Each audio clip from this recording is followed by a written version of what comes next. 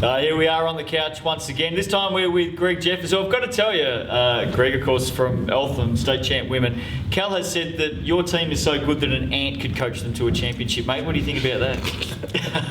I know a lot of ants with whiteboards. What a great start. How are you going? Well done on the season thus far. Thanks very much, mate. You must be pretty happy. You've made the big dance, mate. You've got a good little unit there and they've come together playing some good ball at the moment. Yeah, good ball. We're I guess you could say a bit of a moody bunch at times. We tend to play in halves. Sounds like McKinnon.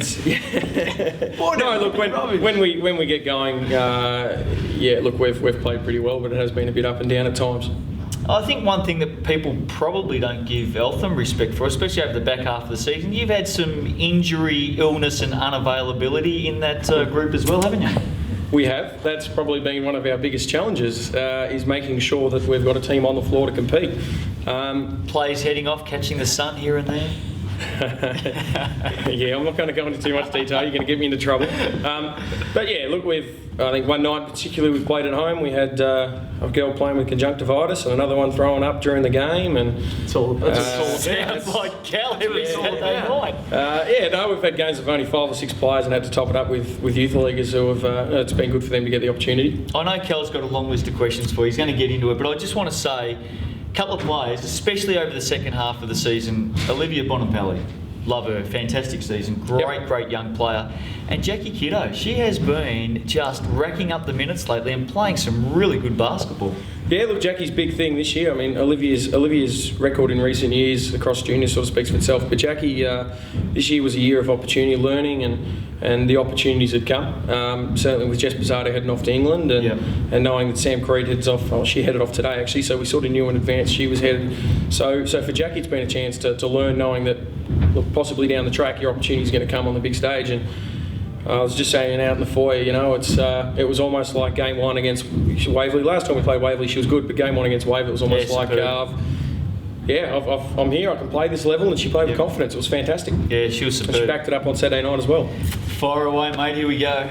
I want to know how you tell Katrina Hibbert, Holly Grimer, and Zoe Carr what to do. How do you tell them what to do? Surely they don't take. Do they just go, mate? What are you? Shut up. We know what we're doing. Look, there's a few complexities at times. There's probably the one time I've got really fired up was playing here in game one. Here being Waverley. Waverley, sorry, I apologise. The show lives at Waverley. 18 down at half time, and we're making that long walk back to the visiting change rooms. And I said to my assistant, Andrew Harris, I said, so how do I do this? So I haven't had to give out too many baits, but I've got a couple of vocals, a couple of WNBL players, including my fiancée. How's this going to go? And he had a bit of a giggle and said, it's all yours. So anyway, we let fly, and luckily the girls responded, and we ended up getting a good win. So no, they've been fantastic. So for some of them, it's the first time stepping into a state league. I don't think Eleanor's done it before. So look, I couldn't have asked for anything more. I've learned. I've definitely learnt far more than what they have off me, so it's been good. Talking about the semi-final series as well, up against Waverley, we've been saying on the show that cracking semi-final series, really tough physical stuff. No doubt Waverley went with their shutdown defence. Didn't worked for a fair bit. I mean, 28 points in 3 quarters in game one, really restricted you guys. You came out and pounded away, got into OT. Obviously the second game was up and going again, better start for you guys. They just kept nagging, didn't they? They didn't go away, Waverley. They were fantastic. Saturday, our first game, we really struggled to score. Luckily, as sort of the game went on, we sort of slowly picked up on how they were playing us. What I think would have got a better idea of what their rules were defensively, and we were able to expose it. It was certainly physical. We knew that was going to be the case. I think the referees were good from the point of view that they let a little bit of physicality go. I think at times this year we've struggled with the referees, have called it a bit soft, and some of our girls have been ready to play a bit harder. So credit that they let it go, which was great, and it was to both teams' benefit that occurred. But no, look, you've got to have the utmost respect for that Waverley team. They've been in the top 4 in the last 4, 5, 6 years. So we knew that semi-final series was going to be tough. They did very well. Different teams in the top 4 had the wood over one another, and it was kind of weird. Now you've actually come up with Melbourne, who you've absolutely whacked. You shouldn't have any problems, should you? You should just absolutely send them home. Go on, Jeff. I just out on camera, mate. Just look at every Melbourne person in the eye and just belittle them. You know what? You know Say what's funny is Goodman and I went to school together. Right, I see. We're Koonung High boys before he went up and stepped himself into the basketball school of Box Hill Senior. Great school, Koonung High. It is a classy school, Koonung High, with a great gym.